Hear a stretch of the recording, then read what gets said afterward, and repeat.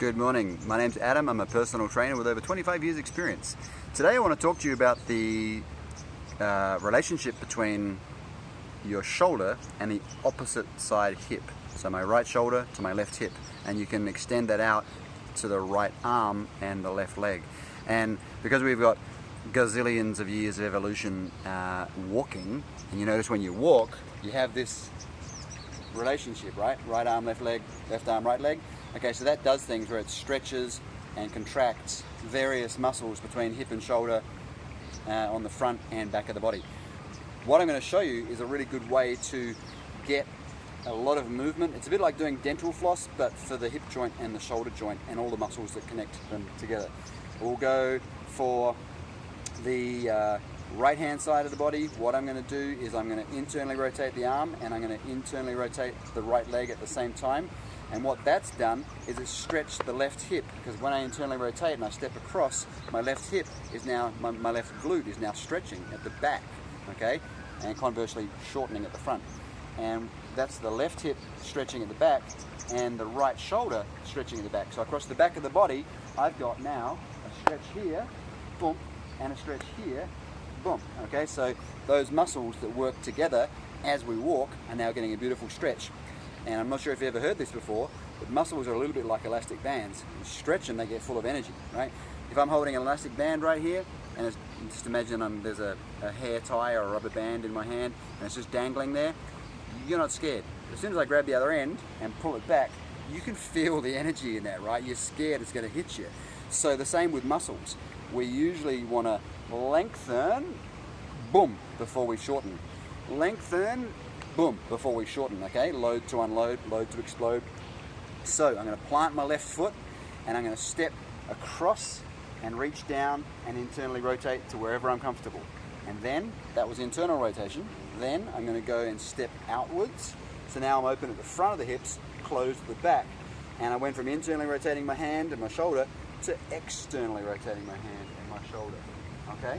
Now, if I'm doing a rehab, I'm probably going to want to have something solid to give me feedback and hold on to.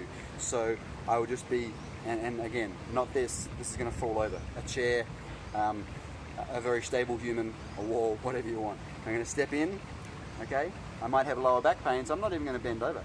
And then I'm going to step out. And I've got this feedback here, which helps me.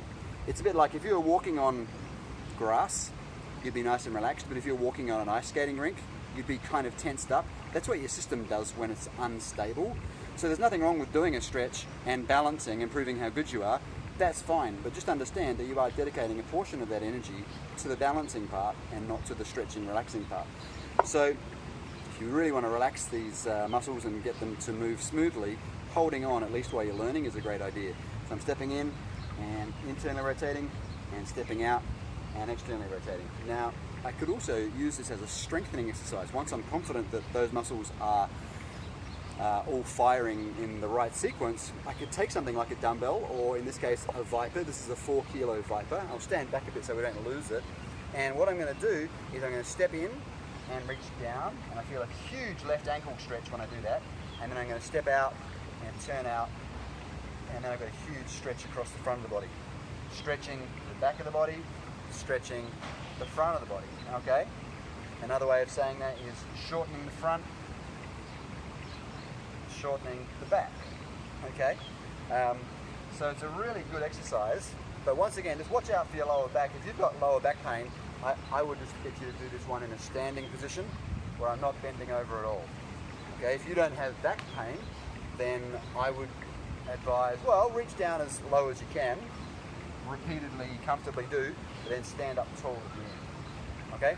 And that is a really missing thing in most people, to get that arm to turn out like that and have to have this huge 4 kilogram weight, which isn't much, right? I mean, we can all lift 4 kilos, but when it goes at that speed, out, out, out, out, out, and I've got to decelerate, decelerate, decelerate, and then bring it back, you get a lot of value out of that one. So we call that one Suitcases because of the way that you're holding the Viper at the start of the exercise. Looks like a suitcase. And it really is a great activity to get that shoulder opposite hip connection, which for us bipeds is pretty good. As usual, if you've got any questions, hit me up in the comment section below. and I'll see you in the next video.